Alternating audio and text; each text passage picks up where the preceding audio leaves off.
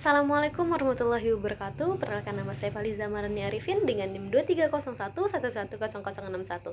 Di sini saya akan menjelaskan tugas UAS di mana terdapat dua soal yaitu soal yang pertama adalah tentang praktik governisasi di Indonesia dari aspek mindset dan culture reset ditandai dengan tidak inovatif atau tidak memiliki semangat untuk berubah.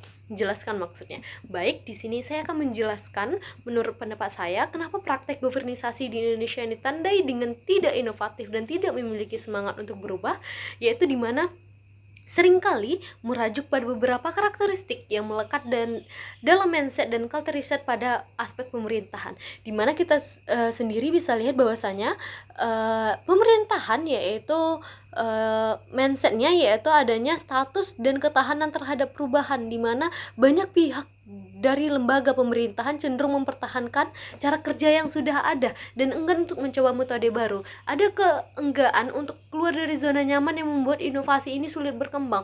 Ini harus kita kembangkan lagi gimana supaya kita tidak berada di posisi atau di zona nyaman kita. Kita harus keluar dari zona nyaman kita supaya mengembangkan inovasi-inovasi baru untuk governisasi atau birokrasi. Selanjutnya yang kedua adalah kurangnya visi jangka panjang, di mana fokus yang lebih kepada solusi jangka pendek dan kurangnya perencanaan strategi jangka panjang menghambat atau melemahnya pengembangan dan implementasi ide-ide baru. Terus adanya keterbatasan kompetensi, di mana terkadang keterbatasan pengetahuan dan keterampilan dalam menghadapi tantangan tersebut, serta mengadopsi teknologi baru untuk itu juga termasuk dapat menghambat inovasi. Terus adanya culture reset, di mana birokrasi yang kompleks dan kaku, di mana menurut saya birokrasi atau struktur birokrasi yang berlapis-lapis, prosedur yang kaku dan seringkali menghambat inisiatif untuk berinovasi. Sedangkan prosedur yang panjang dan rumit itu juga dapat mengurangi fleksibilitas dalam mengambil keputusan yang cepat. Yang kedua menurut saya adalah ketergantungan pada hierarki. Dalam budaya birokrasi yang kuat, tentunya keputusan biasanya harus melewati beberapa tingkatan hierarki, sehingga memperlambat proses pengambilan keputusan dan mengurangi kesempatan untuk inovasi yang cepat. Maka dari itu, kenapa Indonesia ini sering ketinggalan, karena itu kesempatan untuk mengambil keputusan itu berbelit-belit dan tidak memiliki inovasi yang cepat. Yang ketiga ialah culture dan kurang mendukung kolaborasi dan kreativitas, di mana ada kecenderungan untuk bekerja dalam silo, di mana antara bagian atau departemen bekerja secara terpisah tanpa adanya kolaborasi yang baik. Ini mengurangi pertukaran ide dan inovasi lintas fungsi. Pastinya setelah adanya dampak atau tidak efektif atau tidak efisien dalam suatu pemerintahan, pasti adanya dampak dari mindset dan culture reset yang tidak inovatif, di mana yang pertama menurut saya dampak yang akan dihadapi adanya lambat dalam menghadapi perubahan global, yang kedua pelayanan publik yang kurang efektif, yang ketiga efisien dan produktivitas yang rendah. Baik, selanjutnya saya akan menjelaskan soal yang kedua, yaitu konteks governisasi dari aspek organisasi, menekan pada birokrasi yang bersih, efektif, dan efisien, serta melayani. Bagaimana praktek di Indonesia dan apa yang mesti dilakukan untuk perubahan. Oke, di sini saya akan menjelaskan bahwasanya praktek governisasi di Indonesia dalam konteks birokrasi yang bersih, efektif, dan efisien dan melayani menghadapi berbagai tantangan pastinya. Di sini kita lihat bahwasanya di Indonesia kondisi ini sangat perlu diambil untuk perubahan, di mana kondisi saat ini kita lihat bahwasanya masih banyak korupsi dan integritas, di mana masalah korupsi, masalah ini adalah menjadi isu serius di berbagai level pemerintahan, di mana praktik korupsi ini mengurangi kepercayaan publik dan merusak integritas birokrasi. Contohnya banyak sekali, di mana kasus-kasus korupsi yang melibatkan pejabat tinggi, melibatkan pegawai negeri di berbagai kementerian dan lembaga di Indonesia itu tidak mencerminkan birokrasi yang bersih. Selanjutnya adanya efektivitas pelayanan publik, di mana efektivitas pelayanan publik adalah masalahnya sangat banyak sekali, yaitu banyaknya instansi pemerintahan yang belum mampu memberikan pelayanan publik secara efektif.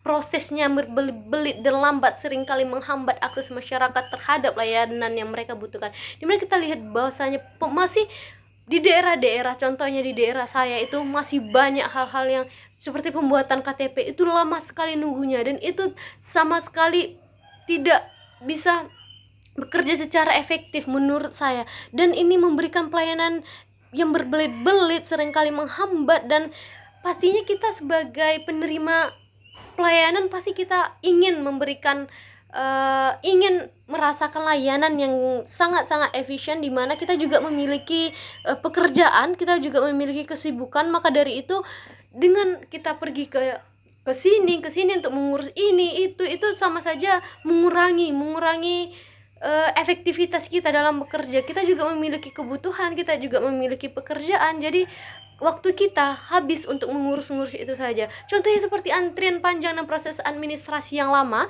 untuk mendapatkan izin usaha atau dokumen yang penting lainnya. Selanjutnya yang ketiga ialah efisiensi operasional, di mana masalah ini adalah proses birokrasi yang tidak efisien, menyebabkan pemborosan waktu yang saya bilang tadi, dan sumber daya. Banyak pekerjaan yang bisa diotomatisasi atau disederhanakan, namun masih dilakukan secara manual. Contohnya, penggunaan berkas kertas yang masih dominan dibandingkan dengan sistem digital, di mana menurut saya kita kan telah memasuki era globalisasi. Kenapa kita tidak mencoba melakukan perubahan untuk sistem digital tersebut? Tapi pastinya kita juga mementingkan anggaran pemerintah untuk melakukan sistem tersebut. Jadi selanjutnya yang keempat ialah budaya melayani, di mana masih terdapat kekurangan dalam budaya melayani di kalangan pegawai negeri. Contohnya seperti kita berkunjung ke rumah sakit, itu masih banyak orang yang jutek. Saya juga pernah mengalaminya hal tersebut, di mana mereka juga tidak kooperatif dalam mengerjakan pekerjaan mereka. Mungkin saya tidak tahu, mungkin karena mereka capek atau apa, tetapi menurut saya kalau kita telah menjadi pegawai, kita harus siap untuk melayani apapun itu.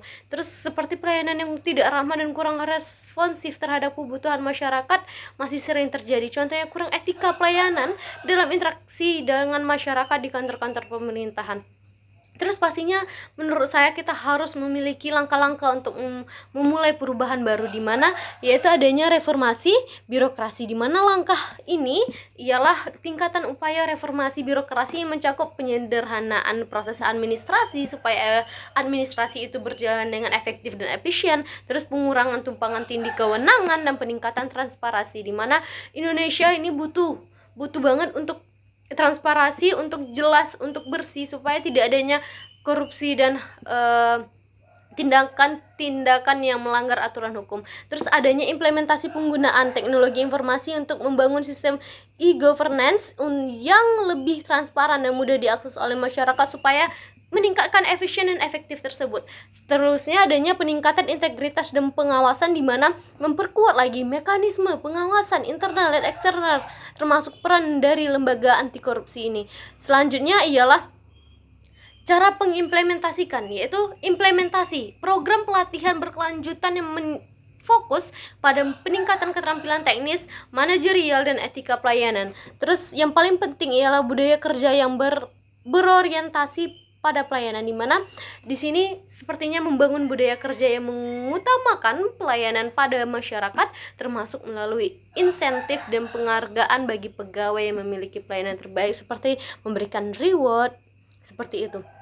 Yang paling baiklah menurut saya, hal-hal untuk mencapai birokrasi yang bersih, efektif, dan efisien dan melayani di Indonesia perlu melakukan reformasi mendalam pada berbagai aspek pemerintahan. Ini melibatkan perubahan struktural, peningkatan kapasitas sumber daya manusia, pemanfaatan teknologi, penguatan integritas. Contohnya itu dapat mampu untuk melayani warga negara Indonesia secara baik dan dapat mengurangi hal-hal yang tidak diinginkan, dan pastinya memerlukan komitmen dan kerjasama dari semua pihak, baik pemerintahan maupun masyarakat, untuk menciptakan birokrasi yang lebih baik dan mampu memenuhi kebutuhan masyarakat dengan lebih baik. Sekian yang dapat saya sampaikan dan dapat saya berikan informasi, mudah-mudahan dapat membantu teman-teman semua dalam proses birokrasi dan e-governance. Lebih dan kurang saya mohon maaf. Saya Faliza Marani Arifin. Assalamualaikum warahmatullahi wabarakatuh.